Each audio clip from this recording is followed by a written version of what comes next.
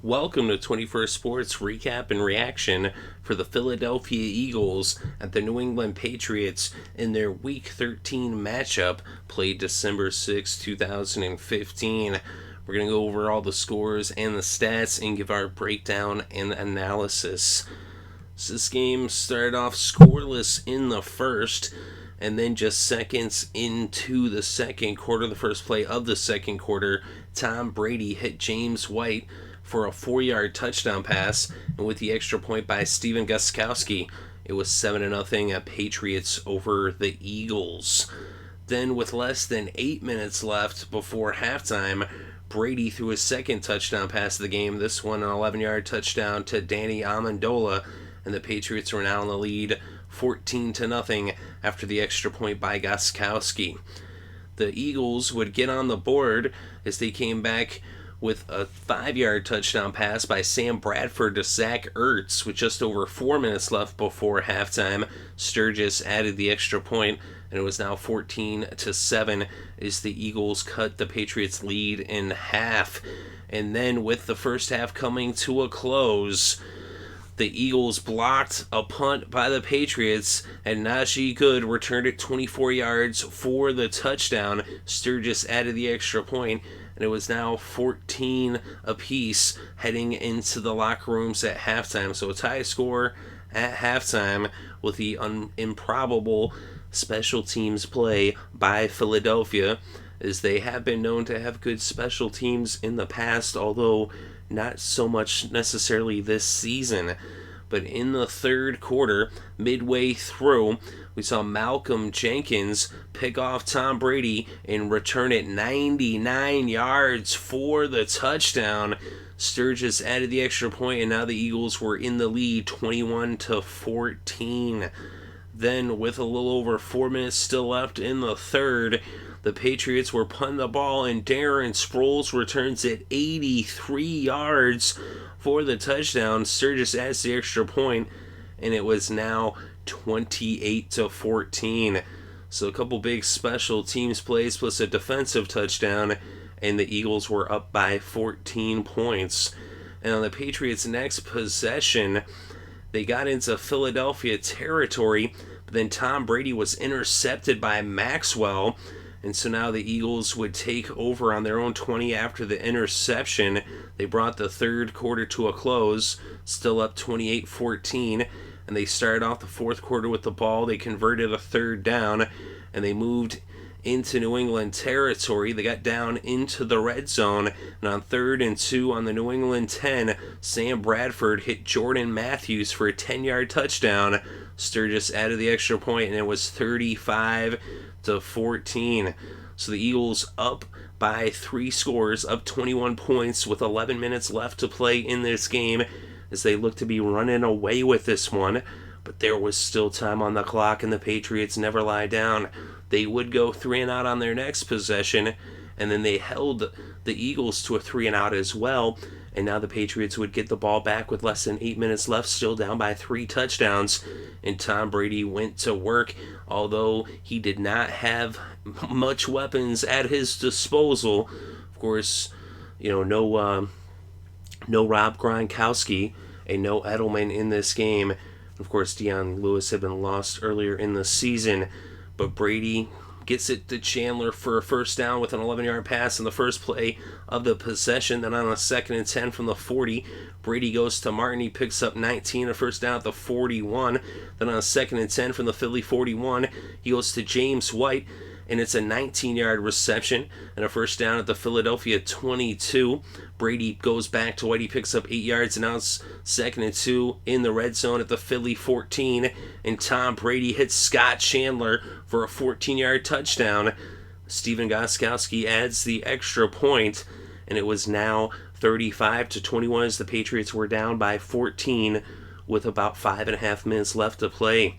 New England went for the onside kick, and they recovered, and so now they had the ball on their own 44, and Brady brought them into Philadelphia territory, and they were faced with a 4th and 12 on the Philadelphia 47, and they went for it and Tom Brady hooks up with James White, and he picks up 25 yards in the first down at the Philadelphia 22. Brady then goes back to White. He picks up 9 yards. Now it's the second and 1 at the 13. And then Tom Brady goes to Brandon LaFell, and he picks up 12 and a first down at the 1 yard line. First and goal, and Tom Brady takes it in himself for the touchdown. And with the extra point by Gostkowski, it was now 35-28 as the Patriots were within 7 points with 3 minutes left to play. New England would go for the onside kick, but they did not recover, so the ball ended up going out of bounds. So now the Eagles would take over on the New England 46, and Sam Bradford was sacked by Mayo, and so now it was 2nd and 10 at the 46. They lost a yard with a run by Sproles, 3rd and 11 at the 47, and Bradford hooks up with Riley Cooper. He picks up 14 yards in the first down at the New England 33. Sproles ran for 1 yard, and this game went to the 2-minute warning. Sproles then picked up another 4 yards coming out of the 2-minute warning, and it was now 3rd and 5 at the New England 28. They give it to Barner, and he fumbles. Collins forced the fumble, and it was recovered by Brown, and now the Patriots had the ball with just a minute left on the clock. So the Patriots down by 7 with a chance to tie this game. They had it on their own 25, but a couple incomplete passes would bring up 3rd and 10 from the 25. Brady then goes to White. He picks up 12 yards and a first down at the 37. Brady spikes the ball. And then an incomplete pass on 2nd and 10 brought up 3rd down. Another incomplete pass would bring up 4th down. And on 4th down, Brady goes to Martin. He catches it, but he ends up dropping it. And there was an offensive holding on the play, which was declined anyway. And now the Patriots turn the ball over on downs. And all that was left to do was for Sam Bradford to take a knee as the Eagles beat the Patriots, as New England has now lost 2 in a row to fall to 10-2 on the season. Their first loss in Foxboro in 2015. They're 6-1 at home, and the Eagles now 5-7 on the year, 3-4 on the road. And of course, the Eagles staying alive in the East, which is still wide open. And the Eagles actually now are tied with the Giants for second place, with the Redskins playing the Cowboys on Monday Night Football. But the Patriots, they had a chance in this game. If they had won, they could have clinched the division. But with the Jets winning earlier, the division is still up in the air. It's a 3-game lead with 4 games left to play. Although pretty much more than likely the Patriots will take the division, but they don't clinch here in Week 13, as they were at home, but against the Eagles, with there were just so many injuries for the Patriots. No Gronk, no Edelman.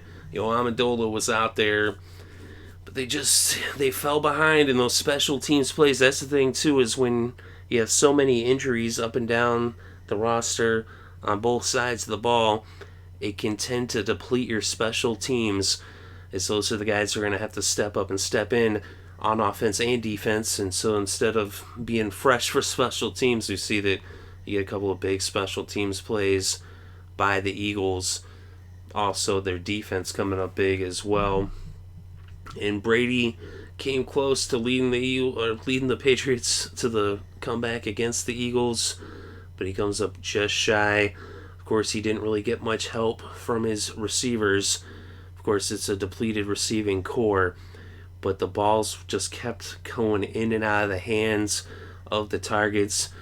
Regardless of who Brady threw it to, it seemed like they could not hold on to the ball.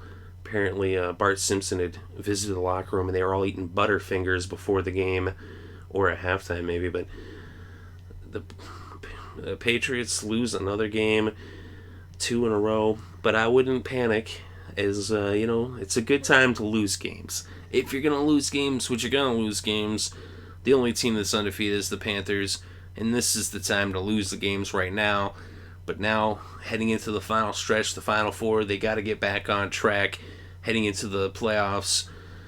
And the way it stands right now, with this loss, they actually drop from being the number 1 seed, which they had been pretty much all season, and now they fall to the number 3 spot is the Bengals and the Broncos leapfrog the Patriots, as the Bengals are now the number 1 seed, the Broncos are now the number 2 seed. And the Eagles, with this win, a big win for Philadelphia, because this keeps their playoff hopes alive and their chances of potentially taking that NFC East, which is still anyone's division to win. So Sam Bradford, 14 for 24, just 120 passing yards, 2 touchdowns.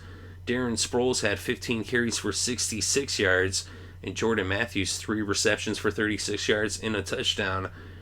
Not a very impressive stat line by anybody on the Eagles. You would swear that was like first half stats, but that's how crazy of a game this was. Is even with Brady throwing for 300 plus and 3 touchdowns, of course the 2 interceptions hurt him in those special teams plays by the Eagles. But Brady 29 for 56, 312 passing yards, 3 touchdowns, 2 interceptions. LeGarrette Blount 13 carries for 54 yards. And James White was the leading receiver for the Patriots with 10 receptions for 115 yards and a touchdown. He had just 2 carries for 4 yards on the ground, giving 119 total yards on the day. Danny Amendola, 7 catches for 62 yards and a touchdown. Scott Chandler, 4 receptions for 61 yards and a touchdown. Brady also had a rushing touchdown, which gave him 4 total touchdowns on the day. And if you had told me before this day started that Tom Brady was going to have 4 total touchdowns and the Patriots would lose, I would have thought you were crazy. But stranger things have happened, and stranger things did happen in Foxboro on this day. And the kicking for Philadelphia, Caleb Sturgis, 5 for 5 on the extra points. Stephen Gostkowski, 4 for 4 on the extra points. Neither team attempted a field goal in this game. It's another rarity. And for Philadelphia, Connor Barwin had 2 sacks. Graham also had 2 sacks. Jenkins had an interception, as did Maxwell. And for the Patriots, Chung and Collins each had forced fumbles, and Mayo had a sack. Look at the team stats. The Patriots had 27 first downs. The Eagles just 15. Nearly twice as many first downs for the Patriots. We look at third downs, 7 for 17 for New England, 41% conversion rate. 6 for 14, 42% conversion rate for Philadelphia. The Patriots went for it twice on 4th down. They converted 1 for 50%. The Eagles did not attempt a 4th down conversion. Total net yards, 427 for New England, 248 for Philadelphia, almost twice as many yards. And then we look at the rushing in this game, 128 net yards for the Eagles on the ground, 103 net rushing yards for the Patriots. And through the air, the Patriots netted 324. Brady sacked 4 times, losing 24 yards. And for the Eagles, 120 netted through the air, as Bradford was sacked once but did not lose a yard on that sack. So over 200 more passing yards for the Patriots in this game. And we look at the penalties. 8 penalties against Philadelphia for 97 yards. 3 penalties against the Patriots for 30 yards. And we look at the red zone. The Patriots 4 for 5 in the red zone, 80%. The Eagles 2 for 2, 100%. And the time of possession, 34 minutes, 16 seconds for New England, 25 minutes, 44 seconds for Philadelphia. And really, I mean, when you look at the stats, you would have swore that the Patriots won this game. The only thing that points to the Eagles winning is the scoreboard. And that's really because, I said, the special teams, and of course that defensive touchdown being the difference, is they got 21 points from defensive special teams. They only had the 2 offensive touchdowns in this game, and they really didn't put up much of an offense. But it was those special teams, those big plays, kind of a fluke thing, as the Patriots lose in a fluky manner against a team that's definitely not even half as good as the Patriots. And this is a very, it's a tough loss for the Patriots to take, being that they're the better team. They played better ball. They just happen to lose on a couple of big special teams plays by the Eagles, as they took advantage of the opportunities. And that's the thing that matters, is the points on the board. And at the end of the day, it's a win or it's a loss. It doesn't really matter if you put up better stats. It matters if you win the game, and that's what the Eagles did. Give them credit where credit is due.